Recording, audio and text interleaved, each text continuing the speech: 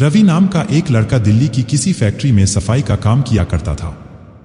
उसके घर से फैक्ट्री करीब 5 किलोमीटर दूर थी। वो हमेशा अपनी साइकिल से ही फैक्ट्री जाता था। रोज की ही तरह आज भी वो घर से फैक्ट्री के लिए निकला। उसे रास्ते में पड़ने वाले एक चौराहे पर एक लड़की दिखी जो उसे गुस्से में घूर रही थी। लड़के ने भी उसे देखा और फिर मुंह फेरकर फैक्ट्री चला गया। अगले दिन भी सुबह वो लड़की उसी जगह पर खड़ी थी और रवि को घूर रही थी।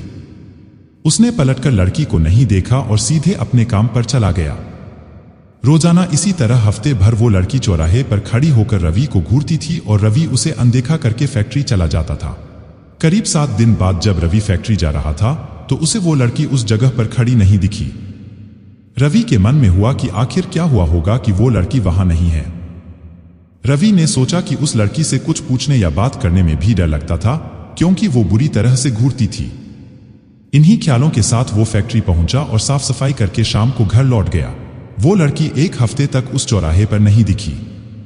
एक दिन जब शाम को वो लड़का घर पहुंचा तो उसे अपने बेड पर एक चिट्ठी दिखी। उसमें लिखा था, मेरा नाम प्रीति है। मैं तुम्हें 1 हफ्ते पहले रोज एक चौराहे पर दिखती थी। कल शाम तुम वहीं पर खड़े होकर मेरा इंतजार करना। उस चिट्ठी में एक फोटो भी थी जो उसी चौराहे पर खड़ी लड़की से मिलती थी। लड़के के मन में हुआ कि आखिर इसे मेरे घर का पता कैसे मिला होगा और ये चिट्ठी मेरे बेड तक कैसे पहुंची। इसी सोच के साथ वो सो गया। अगले दिन उठकर जब काम में जाने लगा तो उसे चिट्ठी वाली बात याद आ गई। साइकिल से वो सुबह फैक्ट्री पहुंचा और दिन भर उसी लड़की के बारे में सोचता रहा। शाम को वो उस चौराहे पर पहुंचकर उस लड़की का इंतजार करने लगा। काफी देर हो गई लेकिन वो आई नहीं। रवि इंतजार करके थक गया था, इसलिए वो घर की ओर निकल गया। घर पहुंचते ही उसने सोचा कि क्यों न चिट्ठी पर लिखे हुए पते पर जाकर ही उस लड़की से मिल लिया जाए। रात होने को थी, इसलिए उसने सुबह सुबह उस लड़की के घर जाने की सोची।